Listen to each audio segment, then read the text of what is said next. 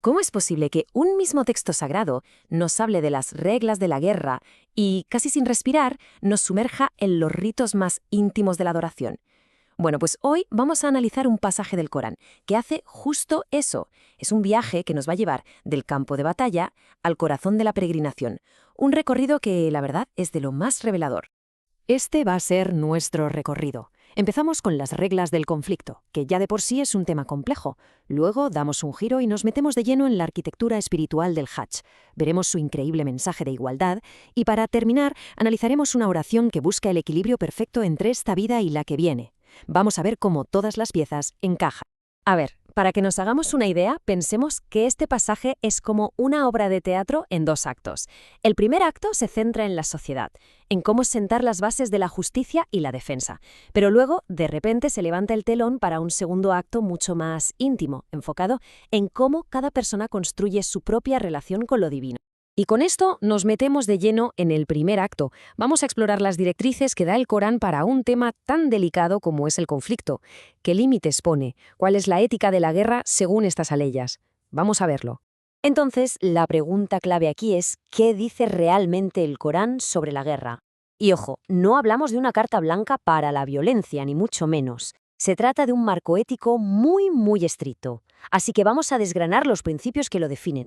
La primera regla es fundamental porque establece al mismo tiempo un permiso y un límite muy claro. El combate no es un objetivo en sí mismo, es más bien una herramienta para conseguir algo muy concreto, que se acabe la opresión y que se garantice la libertad de culto. Para entender esto bien hay una palabra clave, fitna. En este contexto no significa una simple discusión, sino una persecución sistemática que impide a la gente practicar su fe. Por lo tanto, el objetivo no es conquistar, sino defender la libertad religiosa. De hecho, es un principio tan importante que el Corán lo repite en otros lugares, como en la Sura Al-Anfal. El siguiente principio introduce un concepto que es la base de cualquier sistema de justicia: la reciprocidad. La respuesta a una agresión debe ser siempre proporcional. Esto es clave para poner un límite y evitar que la violencia escale sin control. O sea, lo que nos está diciendo esta ley es que la defensa debe ser justa y proporcionada. No es un cheque en blanco, ¿eh? La respuesta tiene que ser equivalente a la agresión inicial. Y este principio de equilibrio resuena en todo el Corán, por ejemplo, en la Sura An-Nahl, que también insiste en una respuesta equivalente al daño recibido. Y ahora, atención, porque el Corán introduce un tercer elemento que a primera vista podría parecer que no tiene nada que ver, pero es vital: la responsabilidad económica. Defender a una comunidad no depende solo de la fuerza militar, depende también de la cohesión social, de la solidaridad financiera. Son al final dos caras de la misma moneda. Y aquí llegamos a una aclaración que me parece fundamental. Muchas veces se interpreta mal esta aleya, como si fuera una advertencia contra el hecho de defenderse. Pero el peligro real, la verdadera perdición, no es luchar por la comunidad, sino dejar que se debilite desde dentro por no apoyarla económicamente. La falta de solidaridad, esa es la auténtica autodestrucción. Y justo en este punto, ¡zas!, el pasaje pega un giro radical de 180 grados. Dejamos atrás las reglas que tienen que ver con la sociedad y el conflicto y nos metemos en un espacio totalmente distinto: la construcción del yo interior a través de la peregrinación del Hajj. La primera regla del Hajj no tiene que ver con un ritual físico, sino con la intención. El Corán lo deja clarísimo: toda la peregrinación tiene que ser por Alá. Esto lo cambia todo porque nos dice que la sinceridad del corazón es mucho más importante que el acto en sí. Aquí el Corán nos da el código de conducta del peregrino, pero lo interesante es la metáfora tan potente que utiliza al final: tomad provisiones. Es como decirnos que, igual que preparamos una maleta con todo lo necesario para un viaje físico, también tenemos que preparar nuestro espíritu con la mejor provisión de todas: la piedad. Aquí está la clave. El texto enumera una serie de prohibiciones externas, ¿no?, como no discutir, no pecar, pero justo después revela que el verdadero equipaje, la provisión que de verdad importa en este viaje, no es material, sino espiritual. Es un salto directo de la acción al ser. Y esa provisión espiritual, ese equipaje, tiene un nombre: taqwa. Y no es solo piedad, es más bien una consciencia constante de Dios, algo que guía cada una de nuestras acciones. Es, en definitiva, el objetivo final del viaje.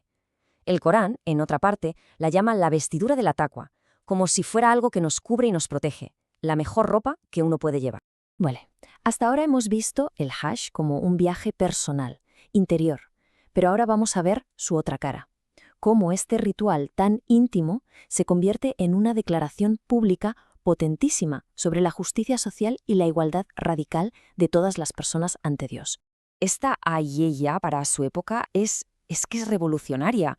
Con una orden tan simple como partir desde donde parte la gente, está desmontando siglos y siglos de privilegios de tribu y de clase que existían en la peregrinación antes del Islam. Es que es alucinante si lo pensamos bien. El Corán está utilizando un ritual sagrado para legislar sobre derechos humanos. Al obligar a la élite de la tribu Quraysh a hacer exactamente los mismos ritos que los demás, está lanzando un mensaje demoledor. Ante Dios no hay estatus, no hay privilegios, solo hay una comunidad de iguales. Y con esto llegamos al meollo de la cuestión, al clímax espiritual de todo este pasaje. El Corán nos presenta dos oraciones, dos formas de pedirle a Dios que en realidad representan dos maneras completamente opuestas de entender la vida. La primera es la oración, digamos, del que solo piensa en lo material. Es una petición con muy poca visión de futuro. Señor, danos en este mundo. La tragedia, según el Corán, no está en desear cosas buenas en esta vida. El problema es que esa sea la única aspiración, olvidando por completo que hay una dimensión más allá. Y luego, en contraste total, se nos presenta el ideal, la famosa oración Rabbana. Esta oración no elige, integra, pide lo bueno en este mundo y también lo bueno en la otra vida. Es como si tejiera lo terrenal y lo espiritual en una sola petición perfectamente equilibrada. Esta idea de equilibrio es, uno de los pilares del pensamiento coránico. Ni materialismo puro, ni un ascetismo que renuncia a todo. Es una vida que sabe integrar la responsabilidad que tenemos en el mundo con la aspiración espiritual. Es un tema que se repite, por ejemplo, en la sura Al-Qasas. Y con esto llegamos ya al final del pasaje. ¿Qué pasa cuando se acaban los ritos, cuando los peregrinos tienen que volver a su día a día? Pues la última aleya nos da la respuesta. El mensaje final es clarísimo. La peregrinación no termina cuando se acaba. El recuerdo de Alá tiene que seguir en los días de después y, por supuesto, en el resto de la vida. El Hajj es como un entrenamiento intensivo, pero no es la graduación final. Y todo acaba con el recordatorio definitivo. Un día, todos seremos reunidos y tendremos que rendir cuentas. Y todo esto nos deja con una última reflexión. ¿Cómo se conecta todo? ¿Cómo puede un texto empezar hablando de la ética de la guerra y terminar con una llamada a purificar el alma? Quizá la respuesta, la gran lección aquí, es que para el Corán, construir una sociedad justa por fuera y cultivar un alma pura por dentro no son dos cosas distintas, sino dos partes inseparables de una misma vida con propósito.